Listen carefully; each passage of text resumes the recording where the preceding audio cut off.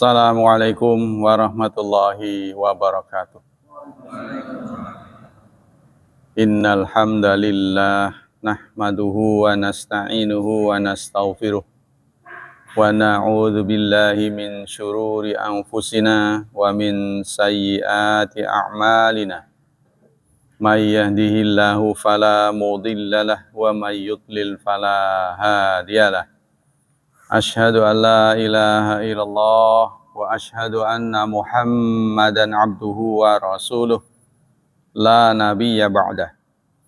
Allahumma salli wa sallim ala nabiyyina Muhammad sallallahu alaihi wasallam wa ala alihi wa sahbihi wa man sara ala nahjihi ila yaumiddin. Amma ba'd. Ayo ikhwah, kajian tafsir pagi ini adalah surat Al-Maidah, surat kelima ayat 110. A'udzu billahi minasy syaithanir rajim. Idz qala Allahu ya Isa ibn Maryam adhkur ni'mati 'alaika wa 'ala walidatik idh ayyatuka biruhil qudusi tukallimun nasa fil mahdi wa kahla wa idh 'allamtukal kitaba wal hikmata wat taurata wal injil wa idh takhluqu minat tini ka hay'atit tayri bi'izni fatanfukhu fiha fatakunu tayran bi'izni wa tubri'ul akmaha wal abrasa bi'izni wa idh tukhrijul mauta bi'izni wa idh kafaftu bani Israila anka idh ji'tahum bil bayyinati faqala alladhina kafaru minhum in hadza illa sihrun mubin. Tafsirnya sebagai berikut. In qala Allah ya Isa naqulu fi dzalika kama qulna fi qawlihi yauma yajma'ur rusul yajma'allahu rusula ay anna id maf'ulun li fi'li mahdhuf taqdiru udhkur. Kalau ada kata id itu mengisahkan cerita-cerita dahulu, cerita yang dulu, zaman dulu. Tapi kalau idza itu menjadikan yang dulu menjadi sekarang, menjadi yang akan datang.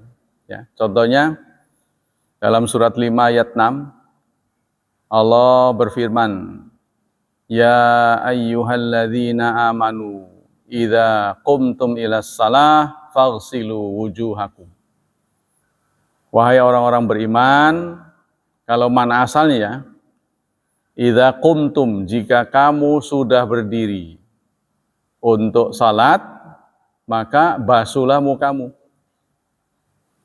Ini kan tidak mungkin, basuh muka itu justru setelah berdiri, berdiri untuk salat. Padahal wudu itu dilakukan sebelum salat. Berarti berdiri di sini jika akan. Ya, jadi walaupun di situ itu qumtum fi'il madhi, itu artinya adalah yang akan datang, mustakbal. Jika kamu mau salat, maka wudulah gitu.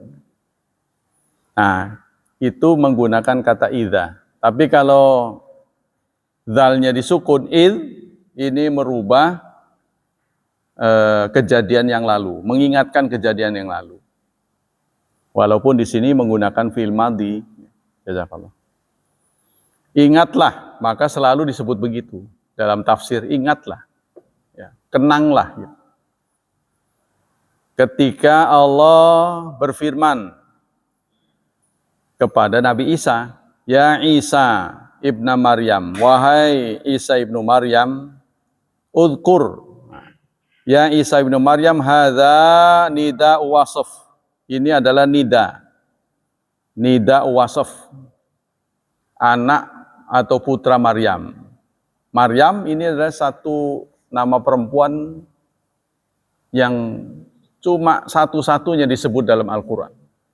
Nama perempuan yang disebut dalam Al-Quran itu cuma satu, yaitu Maryam. Tidak ada yang lain. Bahkan Khadijah, Aisyah tidak disebut. Jadi satu-satunya nama perempuan yang disebut dalam Al-Quran itu cuma Maryam. Kenapa perlu disebut Maryam? Supaya jelas Nabi Isa itu anak siapa. Ya, mau sudah jelas saja masih kabur, ya, masih dianggap anak Tuhan, ya kan? Masih dianggap anak Tuhan.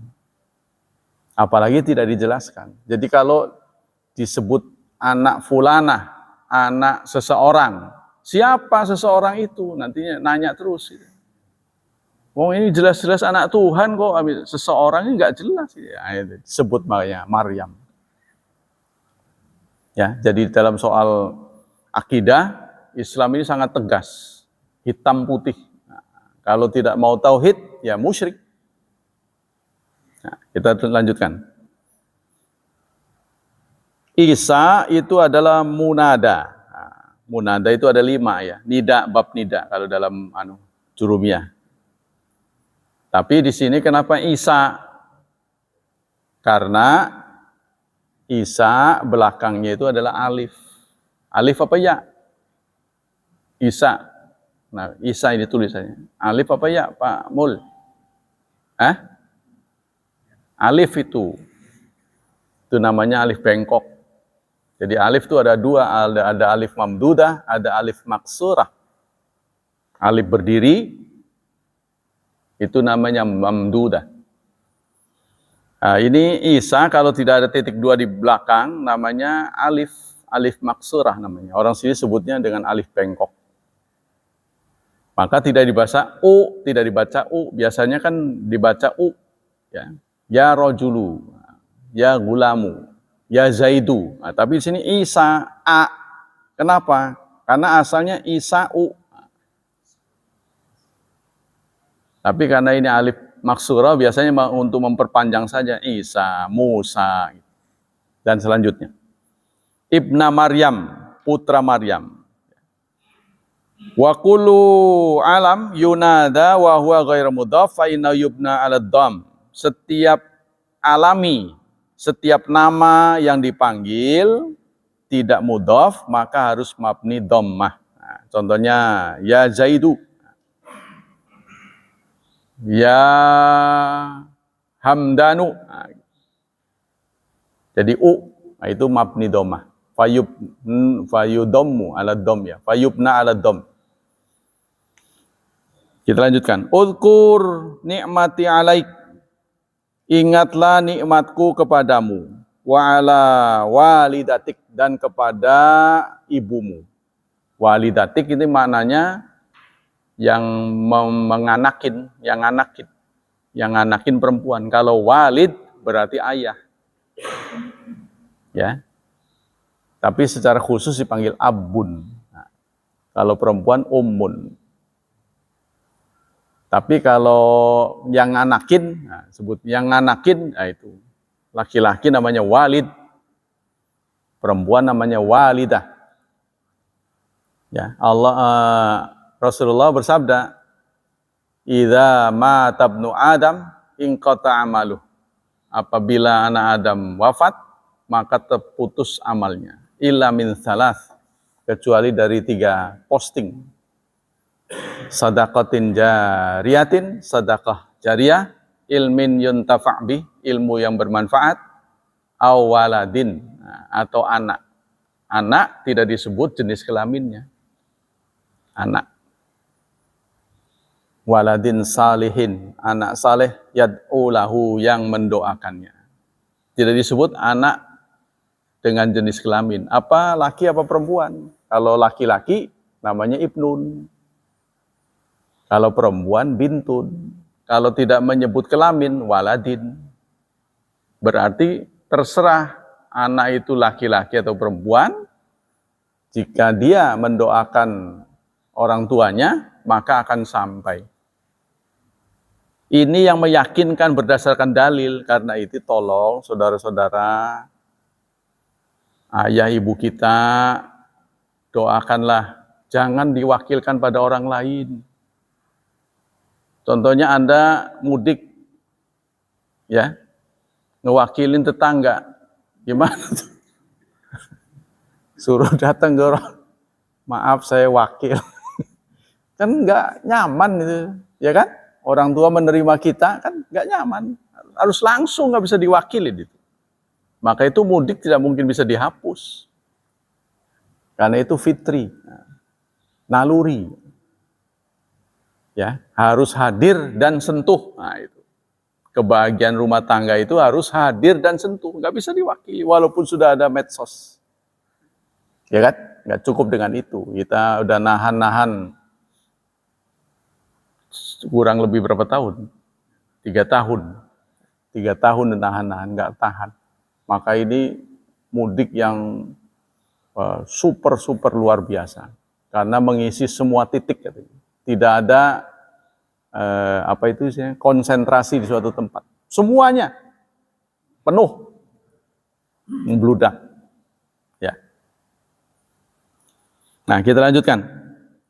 Id ayyatuka,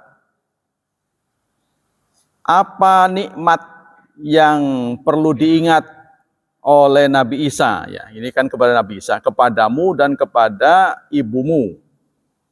Apa isi nikmatnya itu apa? Id ayyatuka, ketika aku mensupportmu, mensupport. Ayat ini diambil kata tangan, yadun, memberi bantuan tangan. Tapi Allah kan tidak boleh dibuat perumpamaan, ya, tangannya dia mendukung Anda biruhil kudus, dengan roh kudus. Roh kudus dimaksud di sini adalah malaikat Jibril. Ya kalau sudah didukung oleh malaikat mah udah, apalagi didukung oleh Allah, didukung malaikat sih udah nggak ada yang bisa mengalahkan. Ya, apalagi yang mendukung adalah malaikat yang terkemuka, yaitu Jibril, pimpinan malaikat. Anda bisa bayangkan kisah Isra Mi'raj Nabi Muhammad SAW. Mungkin kalau terjadi sekali lagi di zaman kita, ya naudzubillah, kita juga mungkin nggak percaya. Ya, apalagi di zaman Rasulullah itu 14 abad yang lalu, 15 abad yang lalu, belum ada moda transportasi semodern sekarang. Masih menggunakan hewan. Ya. Tapi Rasulullah memberitakan telah melakukan perjalanan dengan amat singkat. Dengan jarak yang begitu jauh. Yang kalaupun dilakukan di zaman sekarang dengan moda transportasi modern sekalipun, itu belum bisa sampai sekarang. Apalagi di zaman dulu nggak kebayang bagaimana. Sehingga Abu Bakar bergelar As-Siddiq karena itu. Inilah mukjizat. Ya, maka dilakukanlah percobaan secara ilmiah. Disebut malaikat Jibril itu mempunyai 600.000 sayap. Maka dicobalah pada hewan yang bersayap, yaitu dengan entog. Entog, kalau sayapnya diikat, sayapnya kan ada kan? Entok tahu nggak? Entok bahasa Jawa, di sini juga entok. Bebek leher pendek ya. Ya, sesekali itu bisa terbang itu. Dia bisa terbang, tapi kalau yang leher panjang nggak bisa. Dia sesekali bisa terbang, si entok tuh. Nah, itu kalau sayapnya diikat, lalu dites suruh jalan, maka tercapailah 5 kilo dalam sejam. 5 kilo dalam sejam. Tapi kalau sayapnya nggak diikat, dia bisa berjalan 25 kilo per jam. Jadi sayap itu bisa mempercepat perjalanan. Ya. Nah, Nabi Muhammad itu melakukan Isra dan Mi'raj menggunakan burak. Binatang seperti apa burak itu nggak bisa dibayangkan. Itu hanya ilustrasi. Yang jelas burak itu diambil kata barkun yang artinya kilat. Kecepatan kilat itu 300.000 km per detik. Kilat. Ya, sinar ya. Nah, malaikat Jibril itu mempunyai 600.000 sayap. Bayangkan, entok yang punya sepasang saja sudah kuadrat 5 ya, kilo sejam menjadi 25. Kan jadi 5 pangkat 2. Nah, bagaimana dengan pangkatnya ratusan ribu? Wah, sudah. Itu dari sisi kecepatan. Dari sisi fisik Nabi, orang kita, manusia biasa, tidak akan mampu ya dibawa dengan kecepatan seperti kilat. Dia akan hangus. Dia akan hangus. Itulah sebabnya kosmos itu ya, komet, meteor itu hangus karena di kecepatannya sangat tinggi. Kita kalau dibawa cepat banget itu akan hangus, nabrak ini. Singkatnya, kalaupun tidak hangus, ya paling nggak masuk angin lah. Jadi coba aja dites, Makmul pakai baju biasa, pakai motor itu yang buat balap apa namanya? Motor GP yang 200 kilo per jam. Yang suka rel itu, balapan. Coba ke Jakarta, nyampe ke sono pasti kerikan. Nabi Muhammad kenapa tidak? Karena sebelumnya itu dibawa ke Zam-Zam, direkonstruksi. Kan kita lihat tuh, perjalanannya sebelum Isra itu dibawa dulu ke Zam-Zam. Dibedah. Jadi tubuhnya dibedah. Nah, itulah sebabnya beliau selamat. Nah, kita kembali ke sini. Ini cerita tentang mukjizat. Sampai sekarang sekalipun mukjizat itu kita nggak akan mudeng. Ini adalah supranatural. Mukjizat Nabi yang Allah berikan begitu banyak ya, dan sangat-sangat ajaib. Tapi yang paling ajaib adalah Al-Quran. Apanya yang ajaib? Biasa-biasa saja menurut Anda. Ya karena Andanya nggak ngerti. Jadi kalau ada sesuatu yang canggih di tangan orang yang nggak ngerti, apa ini? Biasa-biasa saja. Ya, nah, Al-Quran ini disebut mukjizat sepanjang masa karena mukjizat yang diberikan kepada nabi sebelumnya itu akan hilang setelah nabi itu wafat. Ada petilasan, contohnya makam Ibrahim masih ada, air Zam-Zam masih ada, ya. Tapi hanya sebatas itu aja. Air Zam-Zam hanya diakses oleh beberapa orang, ya kan? Anda kan sekarang tidak bisa mengakses Zam-Zam, yang ada di sana aja. Tapi Al-Quran bisa diakses oleh orang seluruh dunia, bahkan oleh orang yang non-muslim sekalipun. Gak mudeng, ya. Gak paham. Ya bagaimana orang kafir akan paham? Orang Islam yang ngaji bertahun-tahun aja gak paham-paham, artinya gak akan tuntas. Kalau tuntas kita gak perlu ngaji lagi. Ya, jumlahnya 6.236 ayat. Dikaji dan Quran itu merupakan buku paling banyak eksemplarnya di dunia ini. Di sebuah rumah tangga muslim yang taat, biasanya jumlah mushafnya sama dengan kepala yang ada di situ. Biasanya. Betul tidak? Kalau di dalam rumah itu ada 5 orang, biasanya mushafnya 5. Biasanya. Ya gede, ya kecil, yang tanggung. Ada yang lansia. Lansia kan? Nah, kita lanjut. Jadi kalau sudah didukung oleh malaikat Jibril, wah udah nggak ada yang bisa. Ya, udah habis lah pokoknya manusia. Jangankan Jibril ya, malaikat biasa saja sudah tentu kita tidak akan mampu. La ya'sunallaha ma amarahum, karena mereka tidak pernah durhaka kalau disuruh. La ya'sunallaha ma wa yaf'aluna ma yu'marun. 'Alaiha ghiladu. Mereka itu sangat dahsyat. Ghiladun syidad, serta kuat, luar biasa. Apa mukjizatnya? Pertama, didukung oleh Ruhul Kudus. Roh Kudus.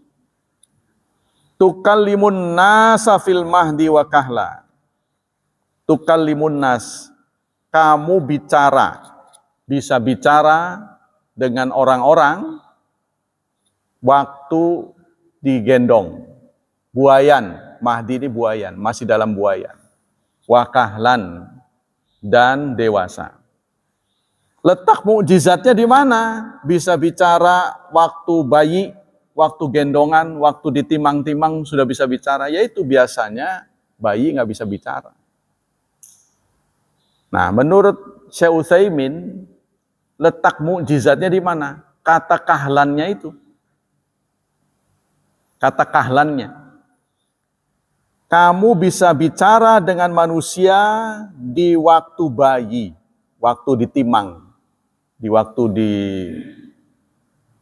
digendongan, ditimang, dibuayan, waktu diayun, dan dewasa. Letak mukjizatnya di mana? Kata Syekh Utsaimin, ada kata dewasanya itu. Sebab meskipun Nabi Isa itu satu, nggak biasanya bayi nggak bisa bicara, beliau bisa bicara. Bukan asal bicara, bicaranya kayak orang dewasa. Nah, itu yang letak mukjizatnya. Letak mukjizatnya kayak orang dewasa. Nah, kalau soal bayi bicara, mam gitu. Ya itu mah biasa itu. Ya, minta makan, minta susu, itu mah biasa. Tapi ini letaknya, engkau bisa bicara sama saat kamu dewasa maupun waktu bayi. Nah, ini. Jadi meskipun bayi, bicaranya sudah bicara orang dewasa. Nah, ini yang sangat mengejutkan. Supranatural, ya. Wa id 'allamtuka, dan ketika aku mengajarimu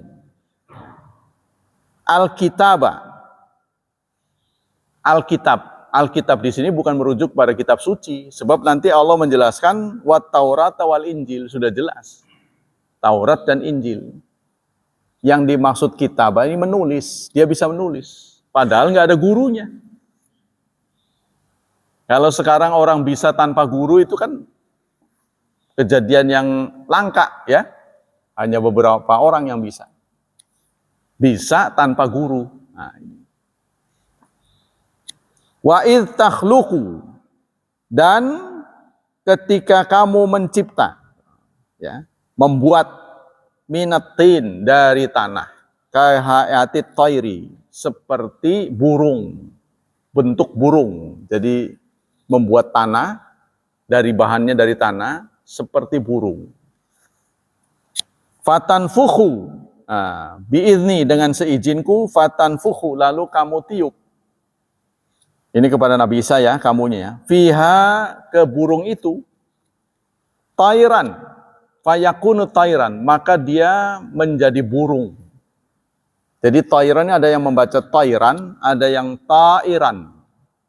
Nah, ada beberapa madhab dari mushaf, ada yang membaca tairan, ada yang tairan. Apa bedanya? Kalau tairan itu burung, kalau tairan terbang. Jadi dibuat dari tanah, tanahnya terbang. Jadi burungnya burung tanah. Tidak menjadi burung, tidak. Tetap bentuk tanah, tapi dia terbang. Ini kan aneh ini, dipandang aneh. Ya, itulah kalau dibaca dengan tairan dan tairan. Tapi semua itu adalah biizni. Kenapa selalu dicantumkan biizni? Ini khawatir akan terselip maksud bahwa dia adalah Tuhan.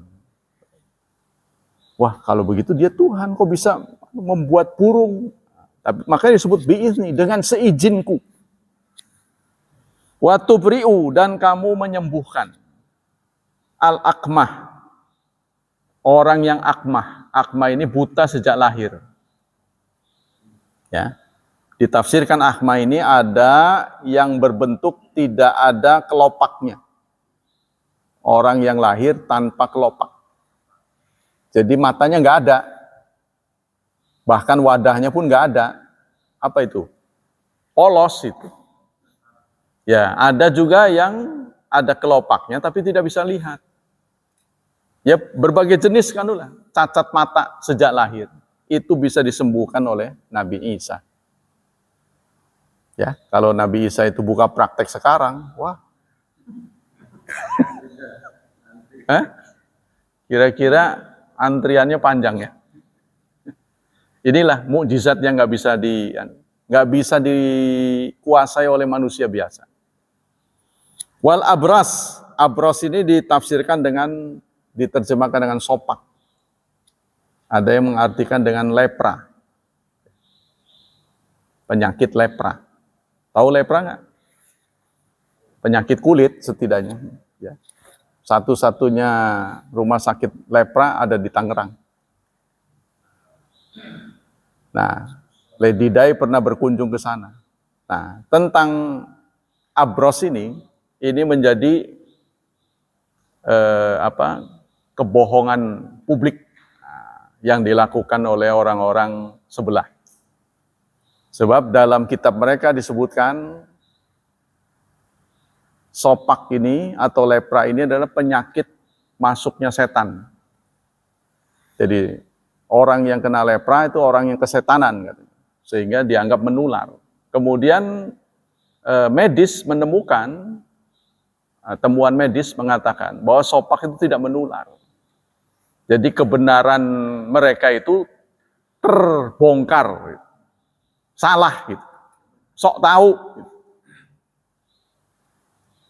Sehingga Lady Di waktu berkunjung ke Sitanala, Tangerang, dia megang-megang orang yang lepra.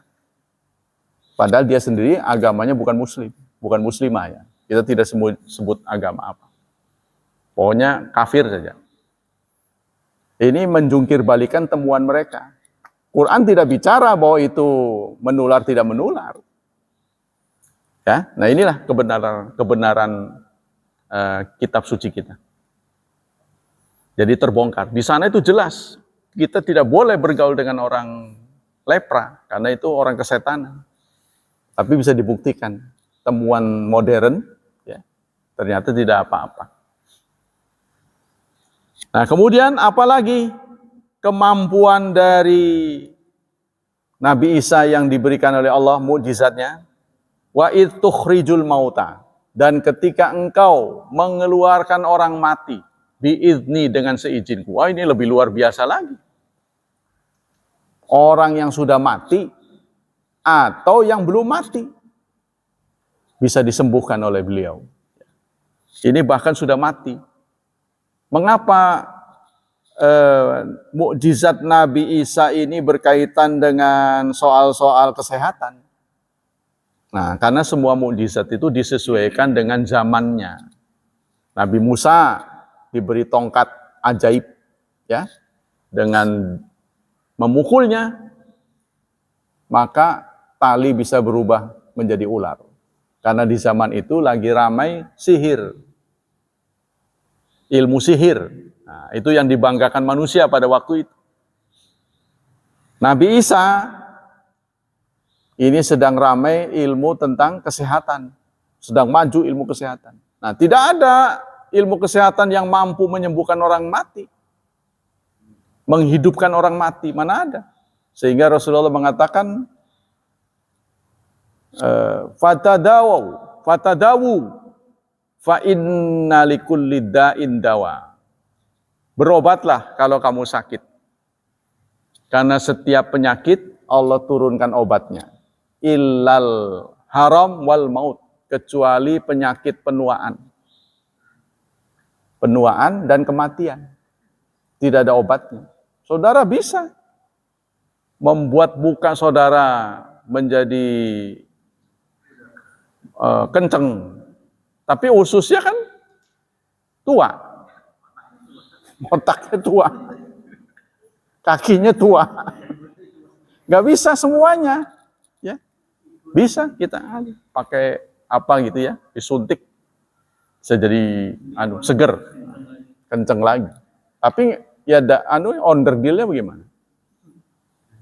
Onderdilnya tetap tua, dan ini disabdakan oleh Rasulullah, illal haram wal mauta, kematian dan penuaan tidak bisa. Jadi menurut versi para ahli, sel tubuh kita itu selalu membelah. Ya. Istilahnya kalau ada yang luka, ada yang sakit, dia menyembuhkan kan, dia membelah, dia memperbaiki.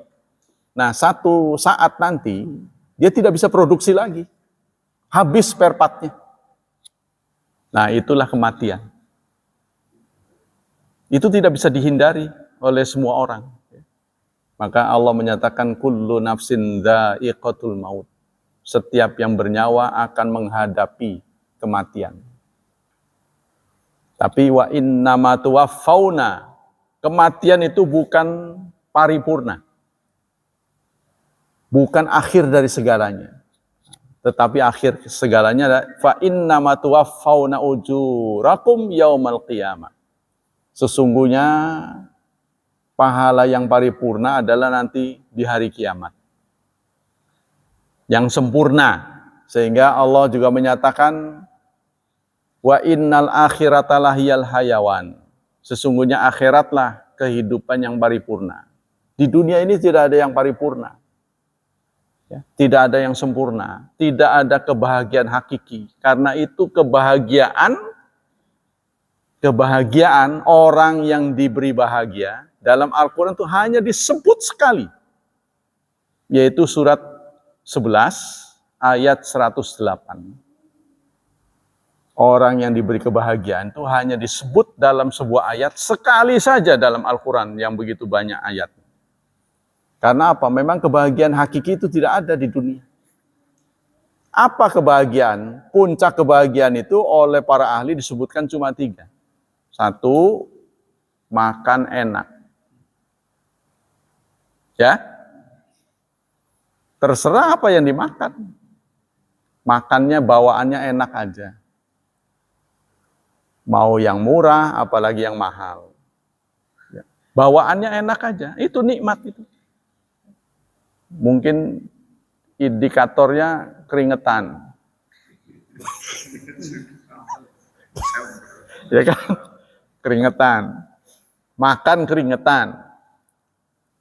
Kedua, tidur ngorok. Nyenyak. Nyaman. Tapi saudara kadang-kadang dikasih nikmat, merasa bukan nikmat gitu. Tidur udah dikasih nyaman, masih kurang aja. Ya. Begitu rebahan, dalam waktu sebentar, udah tidur. Nah, itu kan nikmat itu. Orang lain rebahan udah berjam-jam nggak tidur-tidur. Stres. Nah, itu tidak nikmat, sehingga mereka membeli tidur. Ya, ke tempat-tempat yang nyaman dan bayar tinggi. Nah, tempat yang sejuk, ke tempat-tempat yang destinasi yang mengesankan, baru bisa tidur. Yang terakhir, yang ketiga adalah berhubungan dengan istri dengan nyaman. Masih lancar. Ya.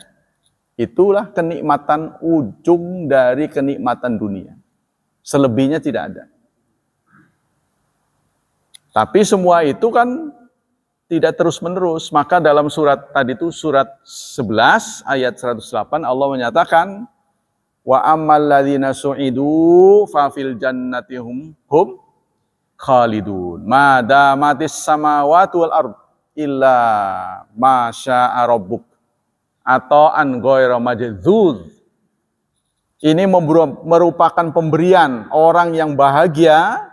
Di situ tidak disebut bahagia, yang dibahagiakan. Sebab bahagia itu bukan perjuangan kita. Kecewa nggak Allah menyatakan itu? Kebahagiaan itu bukan perjuangan Pak Mul, tapi itu merupakan anugerah. Jasa kita apa pada Allah? Jasa kita apa? Apalagi di masa-masa seperti sekarang, masa normal. Apa yang kita perjuangkan? Sholat yang 5 waktu ya segitu itulah.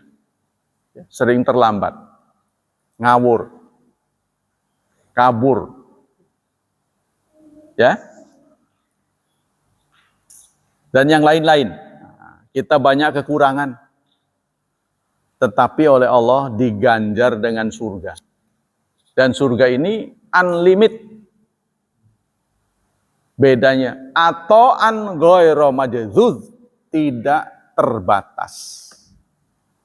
Kenikmatan kita di dunia ini terbatas. Tidur ada bangunnya. Nggak tidur terus. Ya. Makan ada kenyangnya. Males tuh. Di wareg. Udah wareg nih. Coba sugoi lagi. Wah, bisa muntah kita. Ya. Semua kan ada batasnya. Nah, tapi di surga ini tidak ada batasnya. Unlimited atau suatu pemberian ghairu majzuz yang tidak berakhir.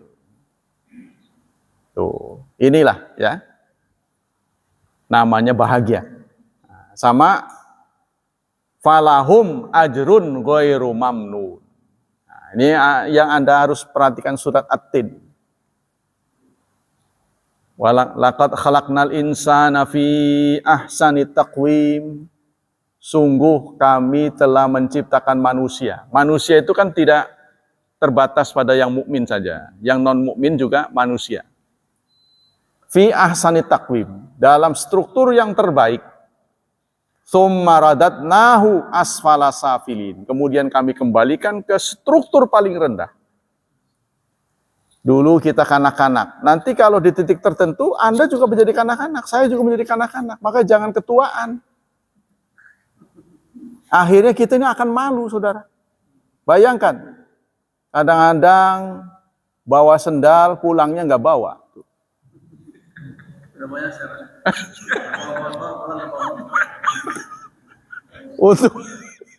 Untung aja nggak bawa istri pulang. Kalau ada orang bawa istri, lupa nggak bawa istri itu naik motor Vespa. Nggak ada rasa soalnya, kan saya dulu Vespa. Jadi ketinggalan nggak kerasa. Kalau benda ketinggalan nggak akan protes. Tapi manusia kan protes. Nah ini saudara, apakah itu tidak dialami oleh seorang muslim, sehingga Allah menyatakan, fi asfali safilin illal ladzina amanu. Kok dicabut orang beriman? Kenapa orang beriman? Kan sama. Dia mengalami proses penuaan. Kenapa dicabut oleh Allah? Kecuali orang beriman dan beramal saleh. Karena waktu sehatnya, waktu normalnya, dia melakukan berbagai kebaikan. Sehingga ketika tidak normal, di titik tertentu karena faktor usia, dicatat oleh Allah layaknya normal. Maka Allah sebutkan, falahum ajrun ghairu mamnun. Yang dicatat oleh Allah itu yang normal. Nah kita ini sekarang lagi normal. Banyak melakukan bukan wajib saja. Rawatib, qobliyah, ba'diyah. Usahakan sepanjang mampu rutin. Rasulullah pernah ditanya, Ayul a'mal afdal ya Rasulullah, amal apa yang terbaik? Rasulullah menyatakan bukan yang banyak, adwamuha, yang rutin. Tapi jangan memaksakan diri. Contohnya ulama-ulama menyatakan qiyamul lail itu da'bus salihin. Bangun malam itu adalah tabiat orang saleh, tradisi orang saleh. Minimal Anda 1 rakaat saja. Kalau nggak ikhlas mah. Karena sholat tidak mungkin setengah rakaat. Udah yang minim saja. Dimulai saja dulu dari 1 rakaat. 1 rakaat tidur lagi. Nah itu kalau sudah rutin nambah ya menjadi 3 rakaat. Nanti ada batasnya, nggak boleh kita jor-joran mengeksplor diri ya. Sampai semalaman, nggak boleh. Hanya terbatas 11 rakaat. Dibatasin. Kalau Rasulullah tidak terbatas, beliau. Ya. Nafilatal lak. Tapi gila kita dibatasin 11. Suatu saat ada yang menuntut Rasulullah. Lagi, saya masih mampu. Ya Rasulullah, apa amalan yang terbaik? Ya kamu puasalah Ramadan. Saya kuat. Tambah Syawal. Saya kuat. Terus saja. Bagaimana kalau seluruh waktu saya pakai puasa? Jangan. Paling banyak lakukanlah seperti puasa Nabi Dawud. Sehari iftar, berbuka, sehari puasa. Lagi. Jangan.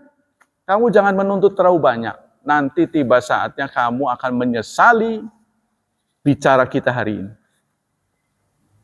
Apa yang kamu tuntut hari ini, kamu akan sesali nanti. Begitu kata Rasulullah. Rasulullah mau wafat, sahabat yang bertanya hidup terus. Tua dia. Karena Rasulullah tahu dia usianya lanjut ya. Kalau kita kan nggak tahu ya. Ya usianya lanjut, bener. Waduh, udah nggak kuat. Waduh, tapi karena dia udah janji pada Rasulullah, terus aja. Waduh, saya nyesel gitu. Ya, karena Anas bin Malik yang disebut oleh Rasulullah itu diberi doa. Banyak umurnya, banyak anaknya, banyak uangnya, banyak dunianya. Itu terkabul. Di masa tuanya beliau sendiri tidak bisa puasa. Banyak membayar fidyah. Karena sudah tidak mampu. Ya, karena orang sudah tua sekali kita tidak afdal, kita sendiri akan menuntut mati. Anda mau saya ingin hidup 1000 tahun lagi, omong kosong. Kalau kita dikasih umur 100, jalan sudah meraba-raba, tuh. Melihat makanan enak, nonton aja, terus apa nyamannya? Waduh, ini mah kolesterol, gurih nggak boleh, manis nggak boleh, asin nggak boleh, duduk senderan, ya apa nikmatnya? Dikasih mau, maka ada yang dikasih umur tua itu, mati itu, kapan saya mati begitu, minta mati. Nah maka jangan sampai terjadi. Jadi kalau kita itu ditakdirkan umur panjang tapi bermanfaat, barokah, itu bagus. Ya amal kita banyak. Tapi kalau kita pikun saudara, ya itu tadi. Bawa sendal, beda pasangan. Satu sepatu, satu sendal. Sepatu sendal. Asli sepatu sendal. Ya. Nanti bawa apa, ketinggalan. Kadang-kadang lupa. Rumahnya di mana ini? Kan di komplek mau sama semua. Aduh, mana rumah saya? Nah, bilai itu. Ya kan? Nah, itu. Nah, kita kembali ke sini.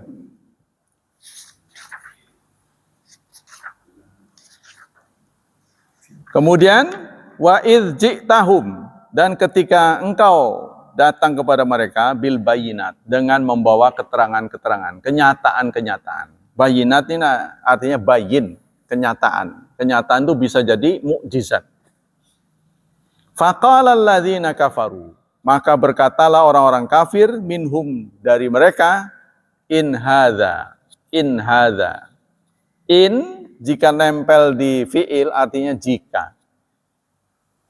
Tapi hadza ini bukan fiil, dia adalah isim isyarah. Maka ini artinya tidak lain. Nah, jadi harus ngerti.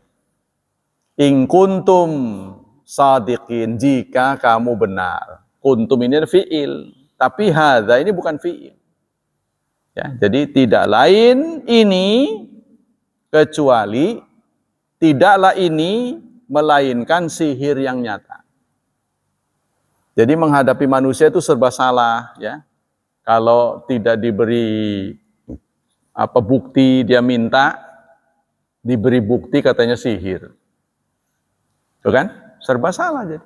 Kalau tidak diberi kemampuan di atas rata-rata, mereka nuntut. Tapi setelah diberi, ini mah sihir. Jadi maunya apa? Nah itulah manusia. Apa kesimpulan dari ayat-ayat yang barusan ayat 110 ini? Pertama, tadkiru hadil ummat bima jaral anbiya al umama sabiqa qablaha wa man arsala ilaihim. Menuturkan, mengisahkan kisah ya, apa yang telah dialami oleh nabi-nabi terdahulu. Perlakuan para umat kepada nabi terdahulu. Yang kedua, itsbatun annallaha yatakallam wa yaqulu biharfin wa sautin. Menetapkan bahwa Allah itu bisa bicara. Allah bisa bicara. Sehingga Quran ini disebut dengan kalamullah. Ya. Kita benci pada seseorang. Kita benci pada fulan. Tapi ketika fulan itu mengucap a'udzubillahi minasyaitonir rajim. Bismillahirrahmanirrahim. Alhamdulillahi rabbil alamin. Ketika dia membaca Quran, kita selaku umat Islam berkomitmen harus mendengarnya. Wa idza quri'al Quran fastami'u lahu. Meskipun kita tahu teman kita itu bikin enek, senep kita sama kita, ya, boleh jadi ababnya bau. Tapi ketika dia baca Al-Quran, kita selaku umat Islam berkomitmen untuk mendengarnya. Yang sering saya tuturkan, ya, contohnya saya beli 2 bahan, merah dan putih. Ya, ketika belum disambung, putih itu saya berakin nggak apa-apa, nggak salah kan? Tidak ada yang marah kan? Punya saya, bukan begitu? Merah juga begitu, saya mau gosok-gosok apa pakai, mau dikasih kotoran nggak ada masalah. Tapi ketika disambung ukuran bendera, berani saudara lakukan itu? Kok tiba-tiba ada prajurit yang marah, nabok kita? Apa urusannya bahan saya yang bikin? Bisa nggak ada ngomong begitu? Nah, itu sama dengan Quran. Banyak orang salah paham. Ada kertas polos. Ya punya kita yang beli. Tapi ketika Anda tulis Quran, Anda injek-injek, kok paham dan marah? Ini kan kertas-kertas saya. Kenapa itu? Karena itu ayat. Jadi sudah bernilai ketika dimuati Quran. Sama dengan itu, ketika disuarakan pada orang, kita komitmen. Betapapun kita benci pada orang itu. Ya kan? Sama dengan ketika dipanggil, Assalamualaikum. Kita tidak perlu, siapa yang ngomong? Kamu kafir, muslim, apa munafik apa? Nggak perlu. Waalaikumsalam. Ada sebagian dai masih mengatakan waalaikumsalam itu salah. Itu kurang wawasan. Sebab Allah menyatakan itu menggunakan idza huyyitum, menggunakan negatif apabila kamu disalami. Allah tidak menyebut siapa sumber suara. Nggak perlu. Coba buka. Muslim bukan itu. Kalau kita di tengah komplek yang campurnya cukup ketat kan susah ya. Kalau ini mah kebanyakan muslim kan, udah jelas kan. Tapi kalau kita di tengah kota atau bahkan di masyarakat yang minor, kitanya minor, ya bagaimana itu? Nggak usah perlu periksa. Assalamualaikum harus jawab, waalaikumsalam. Tapi ucapan kita ini bukan untuk doa buat dia, tetapi kita taat pada Allah. Sama dengan Ka'bah. Ka'bah itu kan bangunan batu. Kalau mau dipikir secara akidah kan Anda kenapa sujud pada batu? Karena kita taat pada Allah. Bukan taat pada batu itu. Seperti yang diucapkan oleh Umar. Ketika beliau mencium Hajar Aswad. Inilah a'lam anta hajar. Aku tahu kamu ini sekedar batu. Tidak bisa mendatangkan madarat, tidak bisa memberi manfaat. Andai aku tidak melihat Rasulullah menciummu, aku tidak akan sudi melakukannya. Nah ini karena perintah saudara. Ya kan? Sama dengan kita imam. Kalau kita menjadi makmum, kita terikat harus tunduk pada dia. Jangan diatur, witir. Atur.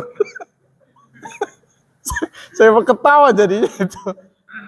Kelakuan.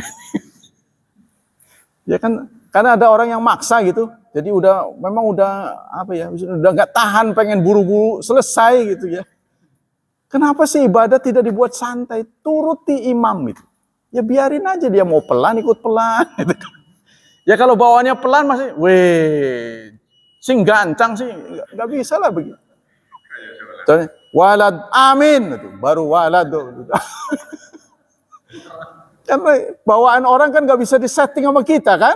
Nah, ketika sawu sufuwakum, ini sudah komitmen. Dia kan akad itu.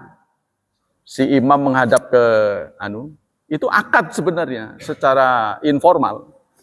Maka ketika selesai, dia balik lagi ke situ.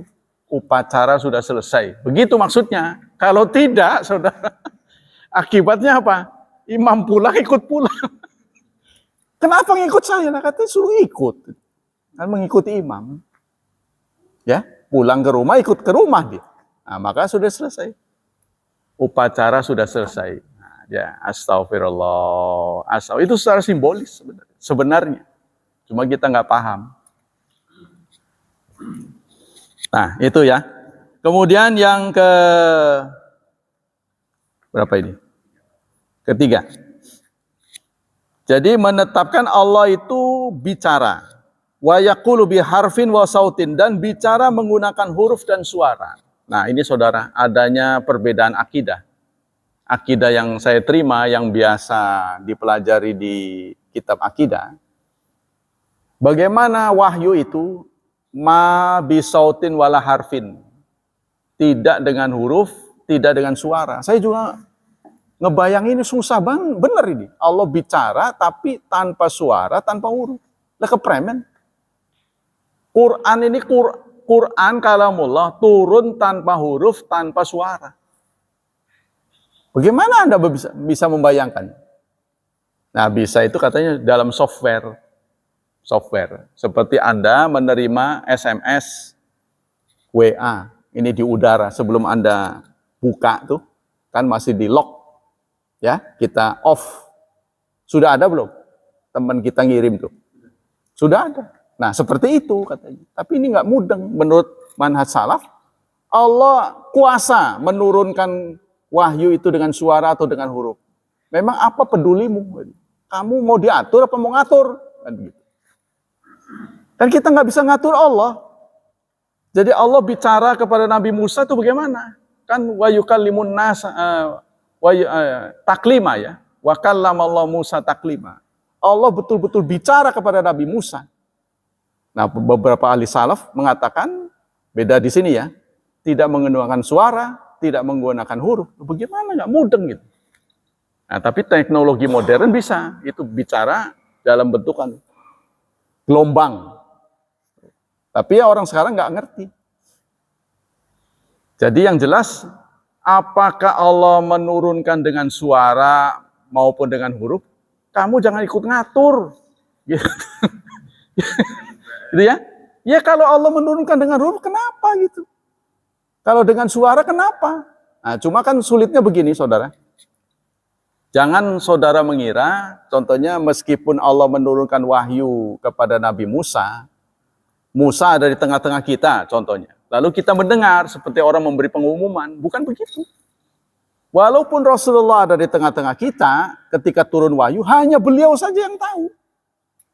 Itulah yang memicu kecurigaan. Lah, ngarang bae siregen.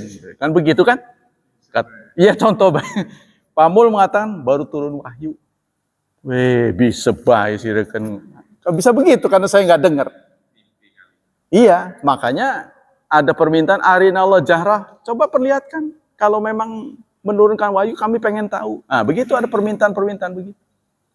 Jadi namanya mukjizat ini spesifik kepada nabi atau rasul. Tidak bisa didengar orang lain. Nah, itu bedanya, saudara-saudara. Ya, jadi kalau Nabi Muhammad menerima wahyu, beliau sedang boncengan sekalipun di atas kendaraan kuda atau onta, temennya ini sahabatnya nggak dengar. Yang dia tahu indikatornya. Contohnya si ontanya itu langsung ngedakop. Ya. Terus terlihat keringat. Si itu ontanya sering keringetan, pelipisnya itu kelihatan kotor. Padahal hawanya sangat dingin. Rasulullah juga begitu. Wah, orang-orang sudah tahu lagi turun wahyu, jangan diganggu. Jadi sampai ngedakom itu kayak mendapatkan beban yang begitu berat. Bisa begitu, tapi nggak ada suara yang bisa didengar. Nah, tiba-tiba Rasulullah barusan turun wahyu. Nah, sangat bangga sekali sahabat menerima untuk kali pertama dari mulut Rasulullah. Ya kan?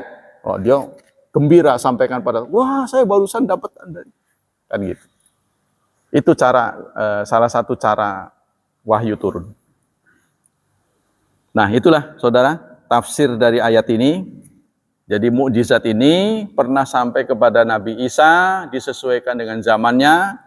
Karena zaman Nabi Isa manusia ya sedang maju dalam masalah kesehatan, maka oleh Allah diturunkan mukjizat tentang kesehatan. Kesehatan yang tidak bisa dilakukan oleh manusia biasa adalah menghidupkan orang mati. Wah, kalau sekarang bisa, ya saudara, wah, antri saudara. Ya, saudara kita, bukan saudara kita sih, sebangsa, nah, itu ya. Dokter terawan itu punya keahlian yang luar biasa. Antara lain cuci otak beneran. Cuci otak beneran. Semua pejabat yang berduit itu ngantri. Pasien udah luar biasa banyak. Dan langka itu. Keahlian yang langka. Karena dia bisa, kalau istilah motor tuh urut kabel. Ini ada gangguan nih, bisa diurut nih, di mana. Kalau Telkom sekarang bisa dari sana. Karena kan dari kita itu pakai apa? Softwarenya ini pakai apa? Serat ya, pakai serat.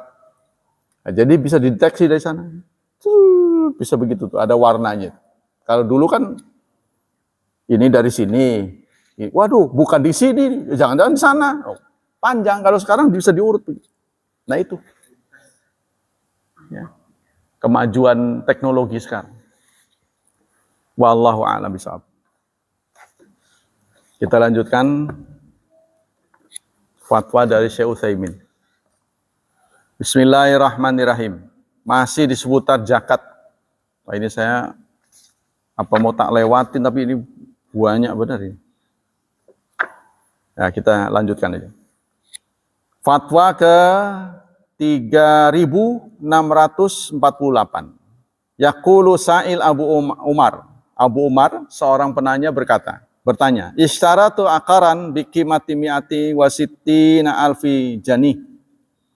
Saya membeli satu pekarangan seharga 160.000 jenih. Jenih ini satuan Mesir ya. Satuan mata uang sana. Wa dafa'tu mi'ata wa khamsa asyara janih muqaddam. Dan aku membayar 115.000 jenih di awal, DP-nya kayaknya. Jadi harganya itu adalah 160.000 harganya. Tapi sudah di DP-in 150.000, berarti kurang 10 ya. Wal baqi aqsat ala sanatain. Sisanya ngangsur selama 2 tahun. Fakaifa adfa'u zakat. Bagaimana saya membayar zakat? Ya. Jadi dia menjual itu bagaimana zakatnya? Wa ma tariqatu daf'i zakat fi mithli hadza? Halah. Bagaimana cara membayar zakat seperti ini? Dijawab oleh beliau, al-aqar hadza yanzur. Hal hadza rajulun yabi wa yashtari fil aqarat? Wayaja akarat ka'anasila mislalati indat tujar.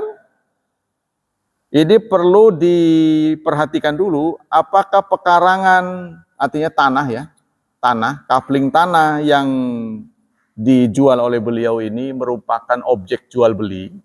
Apakah beliau memang fokusnya ke jual beli tanah, mafia tanah ya, ataukah memang tanah sendiri gitu. Tanah pribadi ya.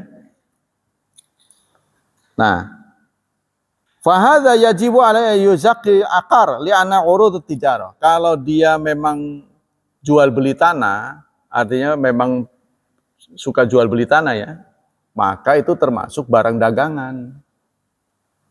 Ya, jadi apapun benda kalau memang itu dijadikan objek jual beli, ya, maka itu menjadi dagangan. Tuh ya. Tapi kalau adal akar lil kasbi yu'jirahu wa yantafu ujrati fa hadzal zakati.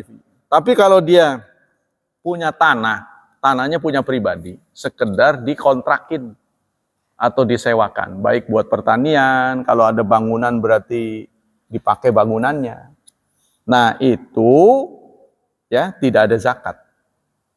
Alhasil pendapat dari Syekh Utsaimin ini, benda kekayaan yang kita miliki kalau dijadikan objek jual beli ya, maka dia masuk ke dalam dagang, zakat perdagangan.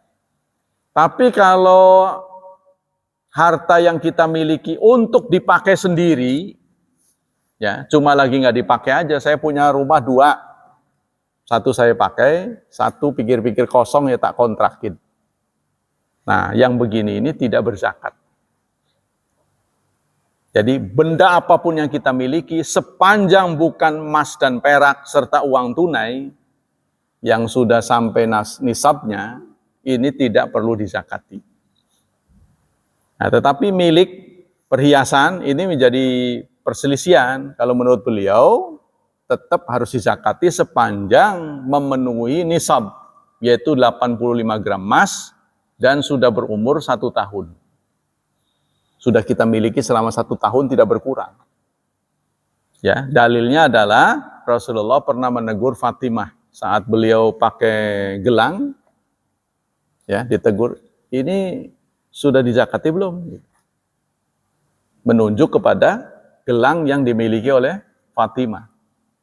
Berarti meskipun itu sifatnya properti, dipakai sendiri, nah, kalau bentuknya emas dan perak, itu tetap zakat berdasarkan itu. Tapi kalau mobil, ya, rumah yang kita pakai, atau pakaian, ya, pakaian koleksinya 1 kontainer, tapi ya buat gonta-ganti aja, buat gonta-ganti, ya, kalau lagi ngegoes ini hari Rabu, ini ngegoes hari Kamis, beda lagi. Kalau temennya tua-tua, beda lagi. Mudah.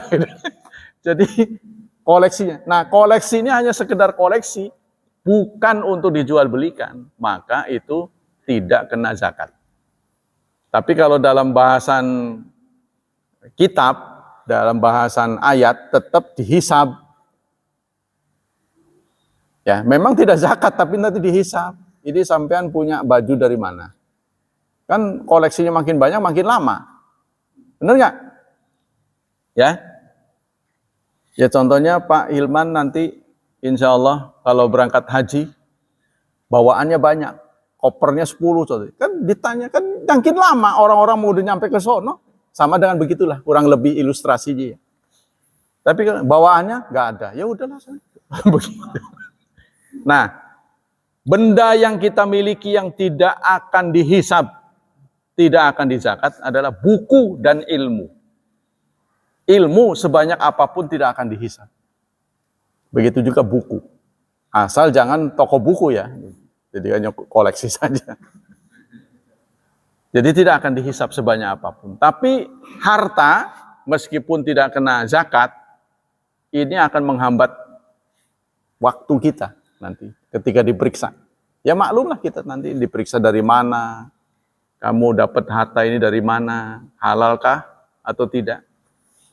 Ya.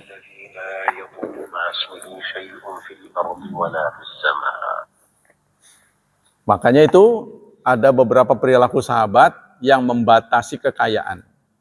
Sebab Allah Subhanahu wa taala berfirman, "Kalla innal insana la yatgha ar-ra'ahu istaghna." Tidak, manusia itu cenderung melenceng. yatgha, melampaui batas. Ketika dia melihat dirinya kaya. Kalau dia melihat tabungannya sudah semakin bertambah, dia cenderung menceng. Perilakunya cenderung ya tidak di relnya. Nah, maka sahabat untuk mengantisipasi ini membatasi kekayaan diri sendiri. Pemerintah juga sebenarnya sudah ada ya. Jadi tanah kalau sekian hektar itu nggak boleh menjadi harta milik atau gimana? Harus barengan gitu ya. Tidak boleh milik sendiri.